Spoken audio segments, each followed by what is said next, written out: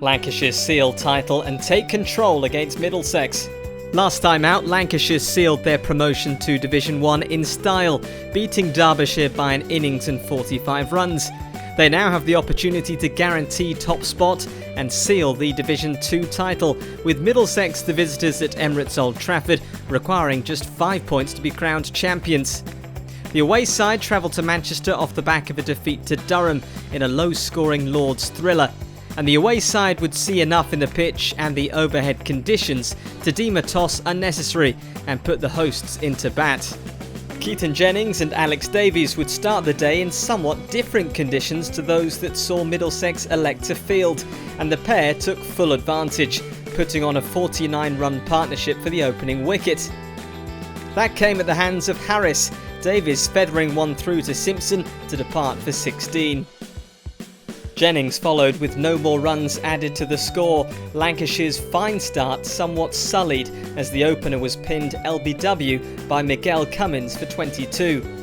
Josh Bohannon and Liam Livingston would reunite after their match-winning partnership last week, but conditions had deteriorated and there would be no repeat of the Lancashire number 3's heroics. Instead, he became Toby Rowland-Jones's 400th first-class scalp, another catch for Simpson behind the stumps.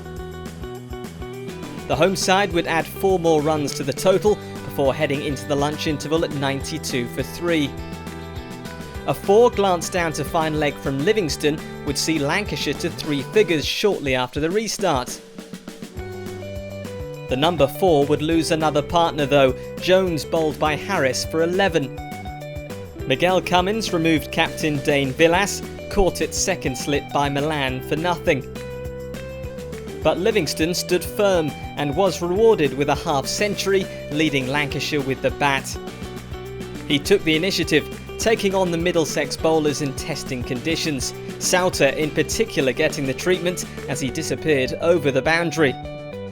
Livingston would eventually depart for 84, Ethan Bamber pinning him LBW to bring an end to his important innings.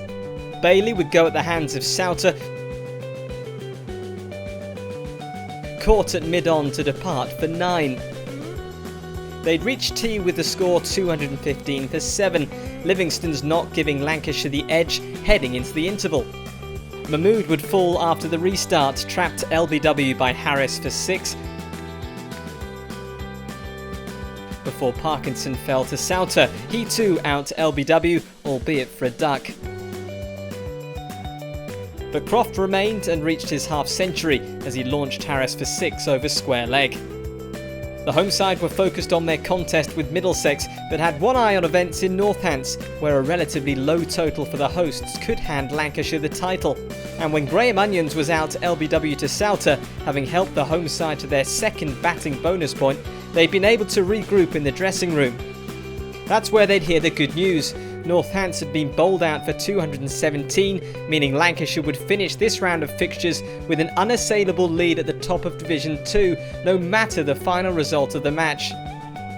Lancashire would have been forgiven for taking their foot off the accelerator, with the title already secured, but the champions-elect put their visitors under concerted pressure at the resumption of play.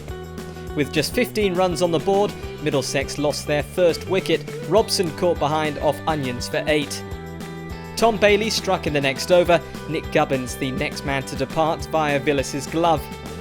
He'd have another 2 balls later, Malan this time caught behind for nothing.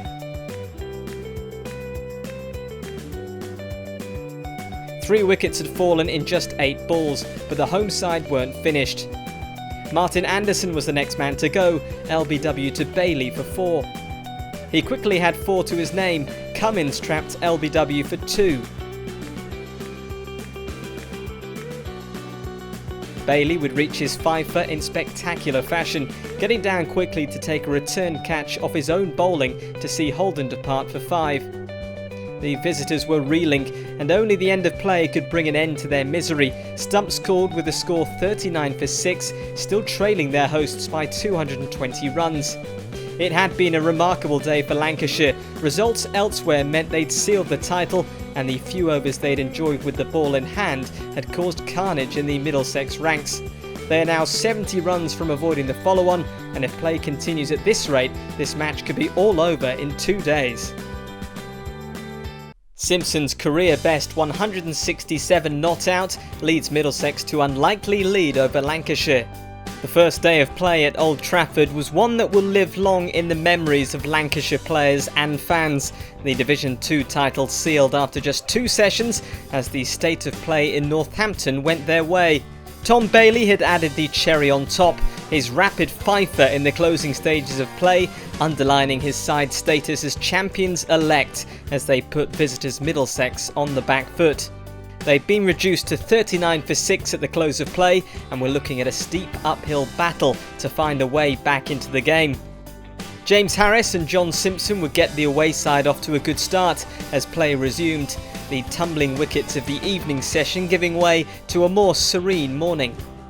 The stand was just what Middlesex needed, the pair playing their way to a 50 partnership as the score doubled without loss. 3 figures looked beyond the side yesterday, but 100 was reached without fuss. Lancashire would be unable to find a way through both men as they played their way through to lunch at 132 for 6, trailing by 127. The home side finally found a breakthrough as play got back underway. Harris bowled by a turning Parkinson delivery for 32, ending a partnership worth 107. Simpson though was in determined form and batted on. Bailey pulled for 4 as his gritty innings was rewarded with a century. Roland Jones stayed with him and even had some fun of his own as the pair passed 200. Parkinson launched for 6 over mid-wicket. But Parkinson would have the last laugh, the batsman departing for 32 after skying a catch to Graham Onions as he looked to go big again.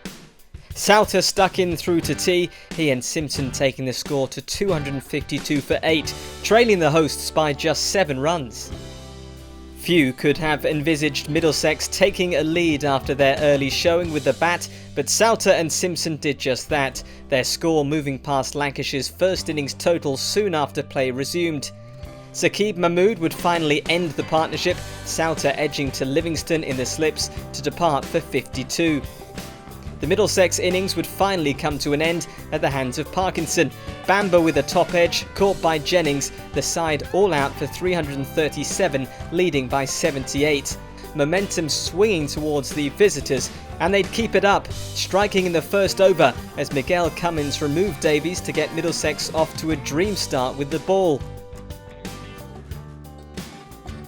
Mahmood, in as night watchman, would resist the Middlesex pressure as he and Jennings took Lancashire through to the close of play at 14 for 1. A fantastic day for the visitors after their poor first day showing. One can forgive the home side from taking their foot off the accelerator with the title already sealed, but they'll hope to play their way back into contention on the 3rd day as they look to head into the final game of the season on the back of yet another win. Livingston and Jennings helped Lancashire take lead against Middlesex. This game has had something for everyone. The first day belonged to Lancashire as they sealed the Division 2 title. The second was decidedly Middlesex's as John Simpson's career best unbeaten 167 helped his side to a remarkable turnaround. The visitors had put on the highest ever total for a side who had lost their first 6 wickets for less than 40 runs, their innings coming to an end on 337 all out. And they'd continued their momentum late on day 2, Miguel Cummins striking to remove Alex Davies for a duck as Lancashire finished the day on 14 for 1, Keaton Jennings joined by night watchman Saqib Mahmood.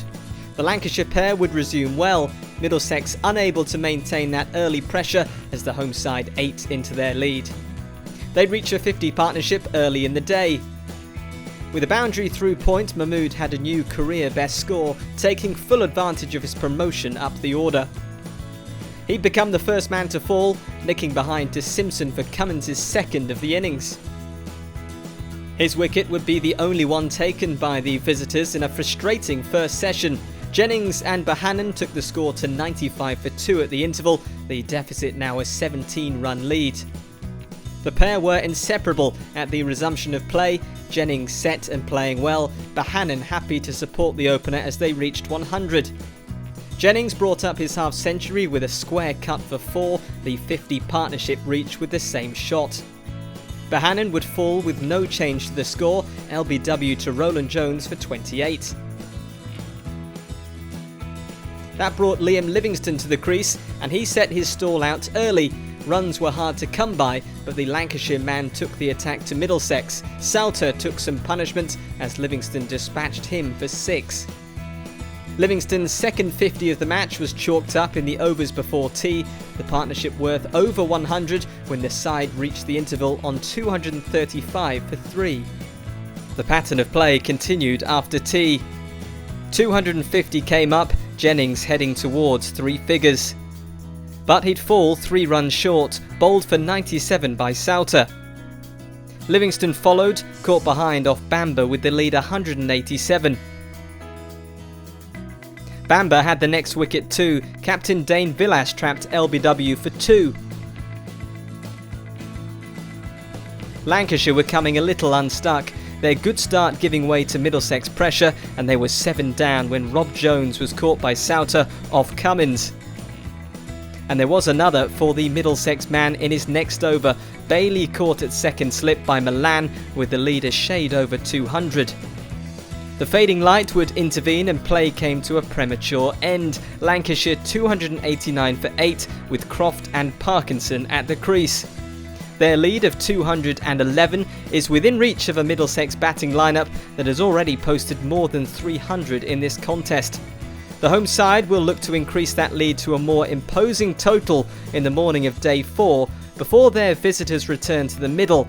We're set for a fascinating final few sessions of play. Champions Lancashire remain unbeaten as Bailey stars once more.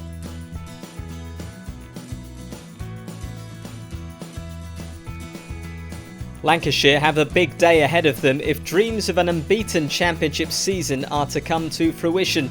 This one had swung one way and then the other, the match punctuated so regularly with moments of individual brilliance that the home side's first day confirmation as champions feels like a distant memory. But they'll be keenly aware of the task at hand. Down to their final 2 wickets, the score 289 for 8 and their lead an attainable 211 runs at the resumption of play. And it would be a lightning start from the hosts, Parkinson finding the boundary early off Toby Rowland-Jones to take the total past 300. Stephen Croft got in on the act, blasting a Cummins bumper for 6. Rowland-Jones would remove Parkinson shortly after, the Lancashire bowler with a career best of 14 to his name when he edged behind. Graham Onions picked up where his colleague had left off, forging an important partnership with Croft. Their final wicket partnership would come to an end at the hands of James Harris, who bowled Croft for 40. Lancashire all out for 347. Middlesex set 270 runs to win, with around 2.5 sessions in which to get them. But the home side would show why they're champions-elect early on. Gubbins misjudged a Tom Bailey delivery, no shot offered, and off-stump taken out of the ground. The Lancashire bowler was in top form, and he picked up another with his next delivery. Onions struck in the very next over, Milan playing across the line but could only find a leading edge to give Bailey the catch at extra cover.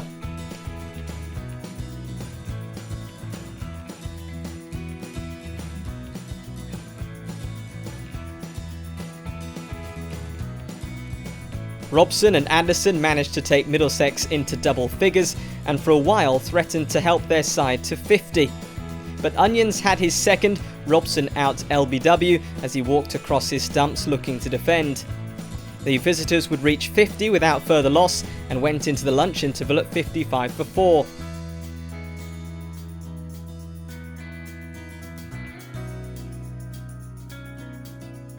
The break would not afford them much respite, Parkinson getting one to rag square, out LBW.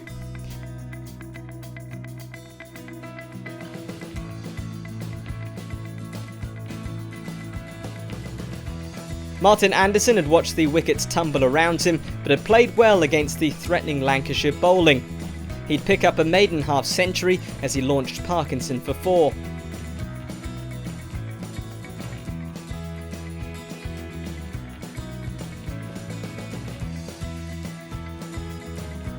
Alongside Harris, he'd frustrate the Lancashire bowlers as the wickets dried up for the home side. They'd reached tee at 126 for 5 with 144 runs needed to win and 36 overs until the close of play. Bailey's second over after tea saw the productive Middlesex partnership ended. Harris caught behind for 38. His fourth came off the first ball of his next over. Toby Rowland-Jones trapped LBW for 5. Souter could only add 1 run before he fell to Parkinson, caught it slip by Jennings. Cummins looked like he was going to have a dart. Parkinson cleared over the mid-wicket boundary for his first boundary. But he wouldn't stick around for very long. Bailey picking up a second fifer of the match as he found an edge through to Villas. Mahmood wrapped up the victory for Lancashire, Anderson bowled, and the celebrations could finally begin in earnest for the home side. Lancashire's quest for an unbeaten season rolls on to another week. Martin Anderson will look back at the day fondly with a new career best of 83, eclipsing his previous high score of 34. Tom Bailey had a week to remember, finishing with match figures of 10 for 119. He also picked up his 8th and 9th career 5-wicket hauls, 5 of which have come against Middlesex. It has been an emphatic season at the top of the table for the home side. They've now won 8 games, 3 more than any other side in the division. A final day win would be the cherry on top of a fantastic year.